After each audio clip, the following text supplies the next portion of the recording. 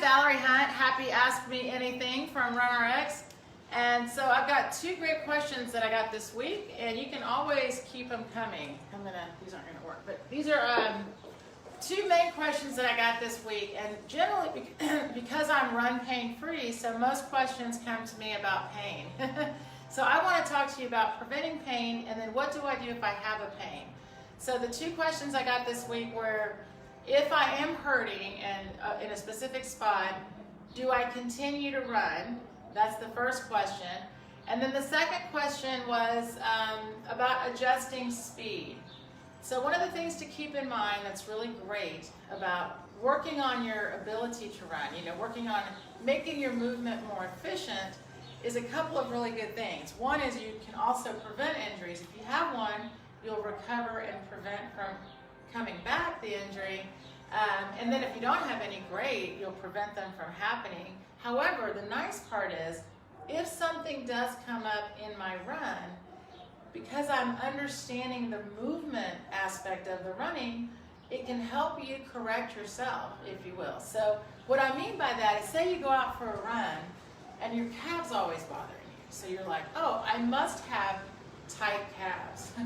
So then you start rolling your calves, or stretching, either way, some kind of self-care, right? Because you're thinking, I want to make sure that my calf is ready to run the next time I go. So if it's sore, my thought is I need to stretch it or roll it, or even maybe strengthen it. Maybe you're doing like calf raises, right? Maybe this is part of your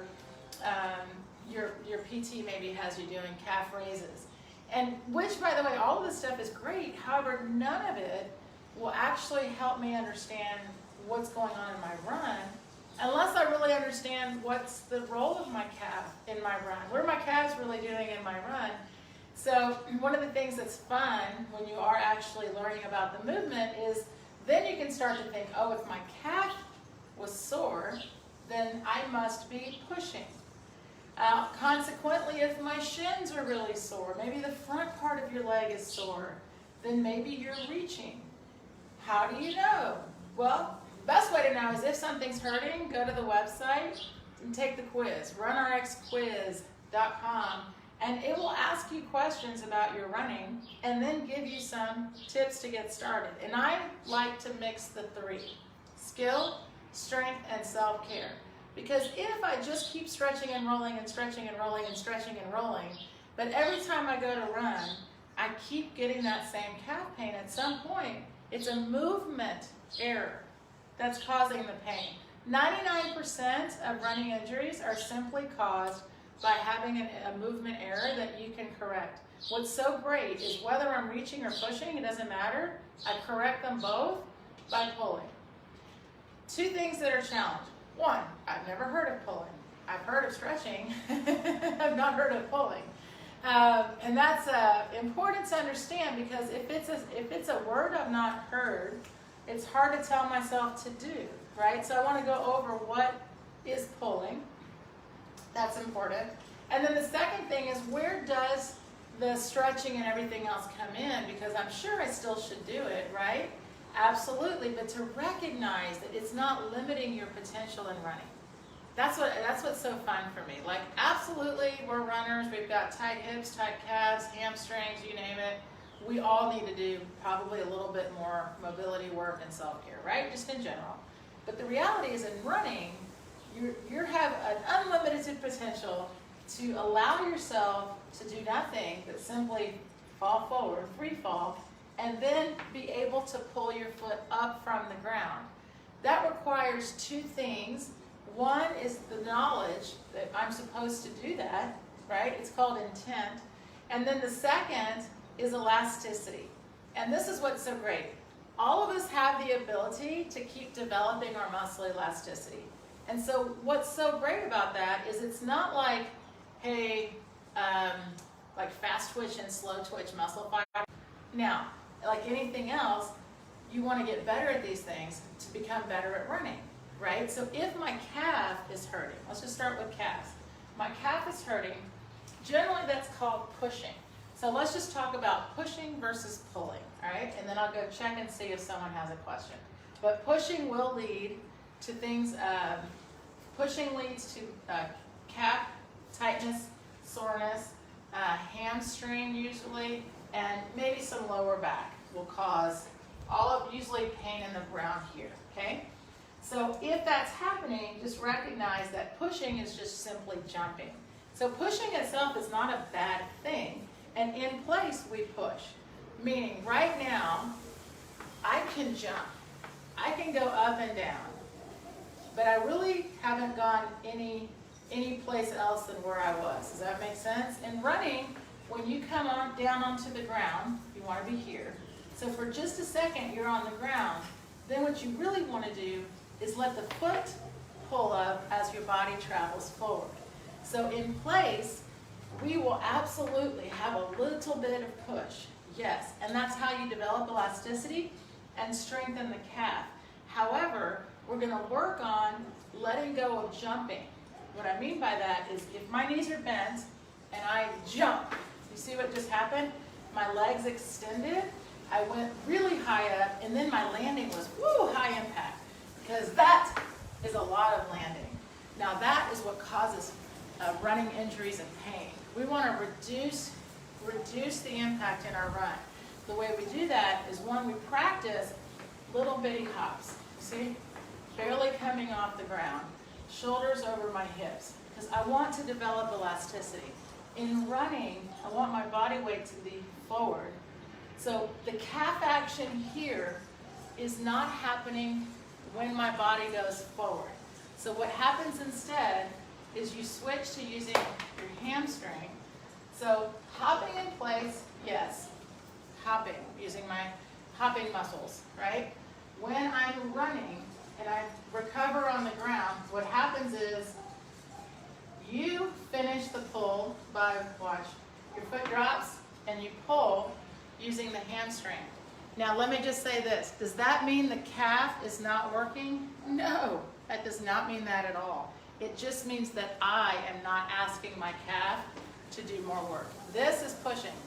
This is pushing, body goes up. I'm asking my calf on purpose to work, because I do want my calf to get stronger, okay? When I'm running, so pulling is using the hamstring. See, that's why you practice with no bounce. You need to feel that hamstring feel, so that when you run, you'll learn to pull using the hamstring. The calf will do what it needs to do. It's not really part of your job. That's the difference. So then you don't have sore calves anymore when you run.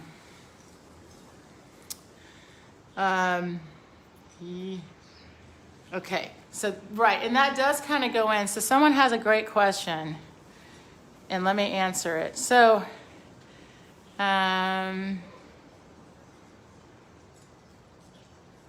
okay, so if I'm running, so this was the question. It goes back to the calf pain.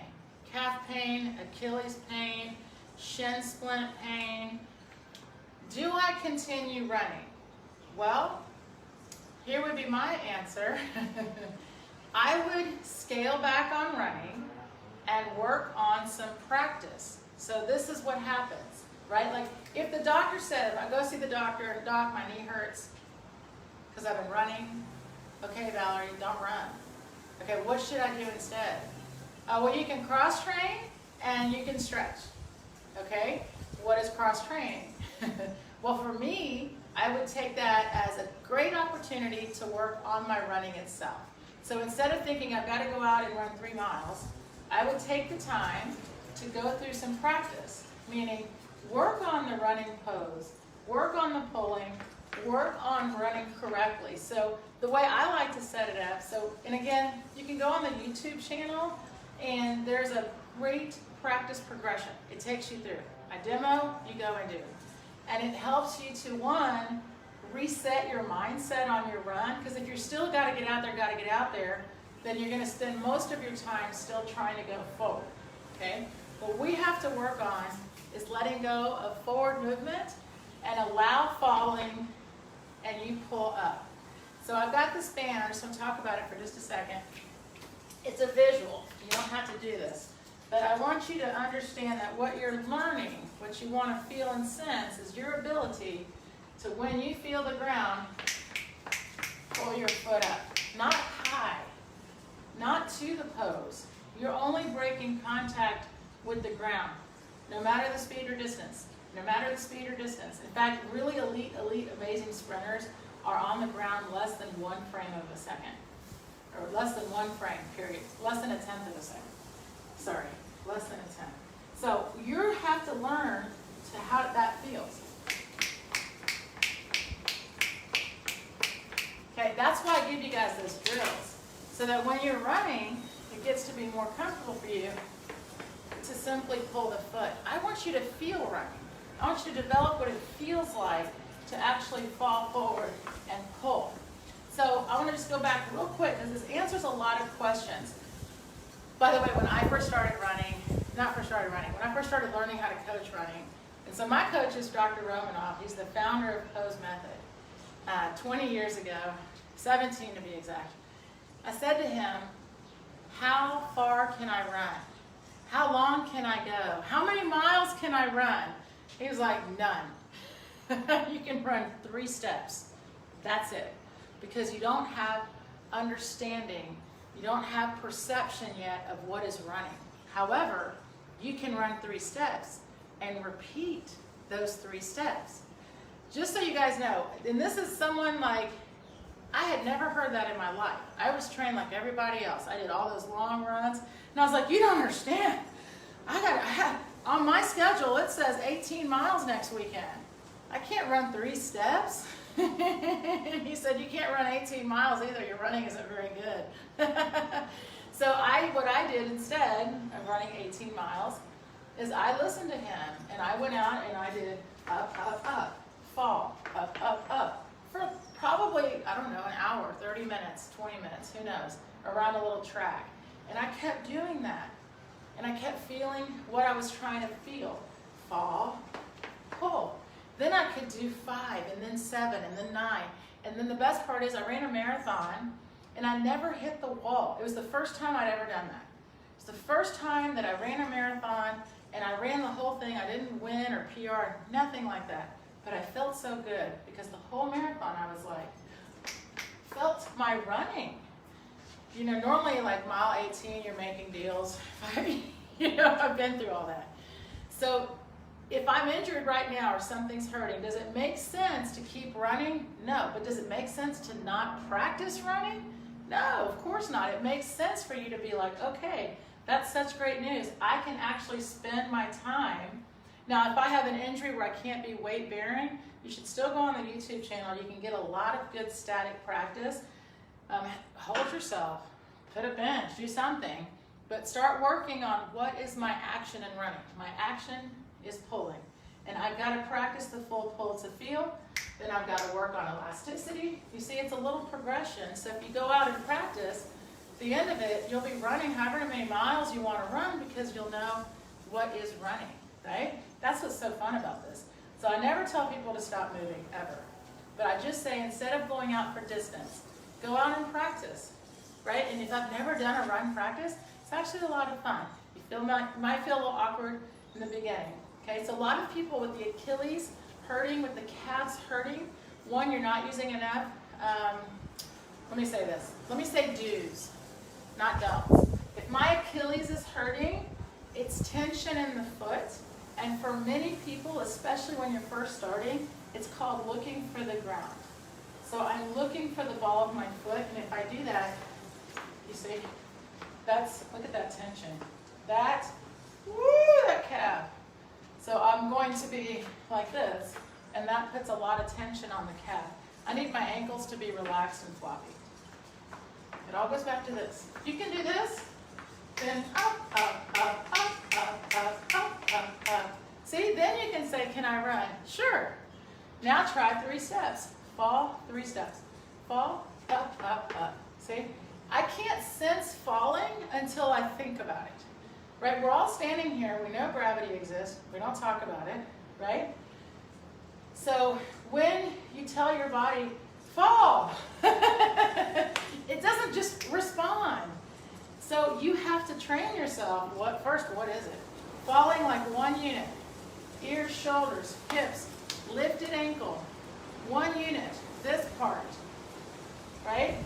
This leads it. but one unit. All has to fall together. And then you pull your foot, there you are. You have to play with it because it's a sensation, something you allow. It's not an action. We've all tripped and fallen before. We know. You don't have to train for it. It's happening already. So you have to do things like the band drill to help prevent you from reaching forward. We have to be okay that this is already happening. The spin in the world, you know, kind of thing. You're basically, the world's spinning, I'm going to jump on, and I'm going to stay on. You see? Really, all I need to do is stay here, but fall, adjust that fall angle to catch the wind, right? Like you're going on a sailboat. Romanoff uses this all the time. The sailor itself is finding the best spot to catch the wind to move the boat, right? He's not physically moving the boat with his incredible power. He's using the wind. He's using gravity, right? So you do the same thing. It's already happening. Just tap into it. And the fun part in the beginning, you're going to overfall. Who cares? Play with it. And that's why I do in the drills. I take you through a progression to help you get more comfortable with falling. But you've got to have the conversation. You've got to have the conversation, right? If I'm having pain, I'm moving incorrectly. If I'm moving incorrectly, I'm not working with gravity. I mean, this is the thoughts I would love to see you guys having. Someone else just asked, when should I do my myofascial release? I'm assuming rolling after you're done. Then do your self-care. What should I do before I run? I should prepare my body for running. What is the best way to let my body get ready to run? Practice running. So I would love to see this. I'm about to go for a run. And by the way, I have a membership program.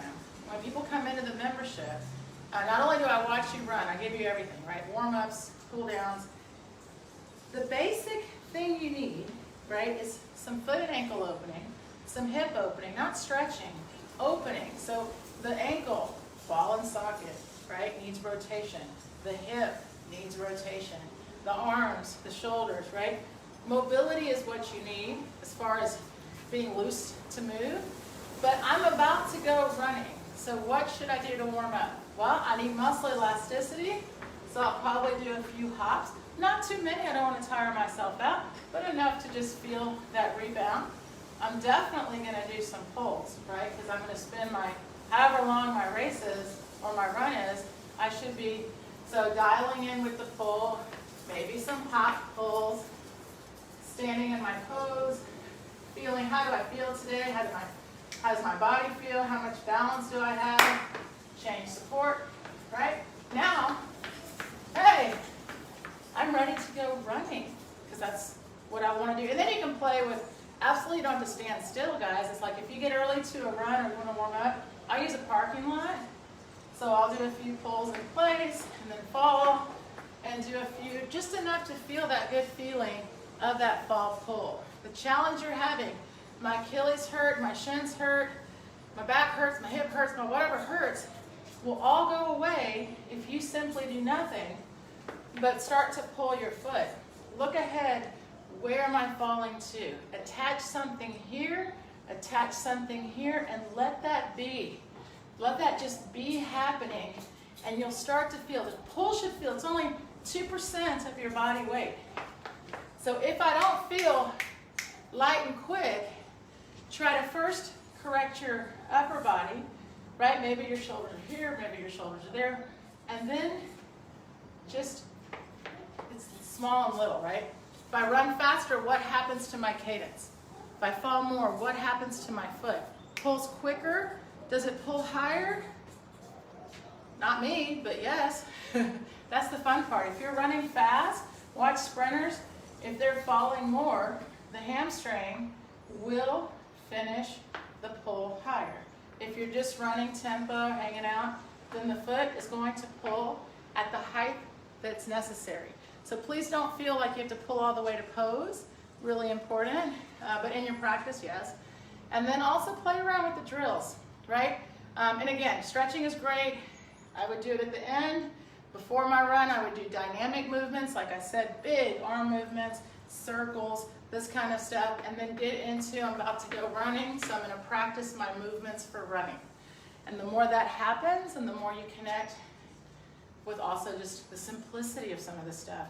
So much more fun to practice fall pull than to try to increase distance of running without kind of, you know, feeling what the run part is.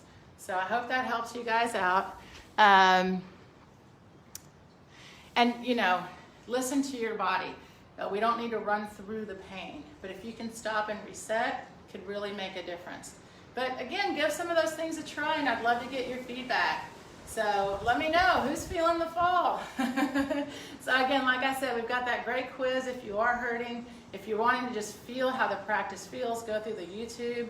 And otherwise, if you really want to get there and want me to watch you run, join that membership. It's a lot of fun, and you just come out of it feeling everything I'm talking about.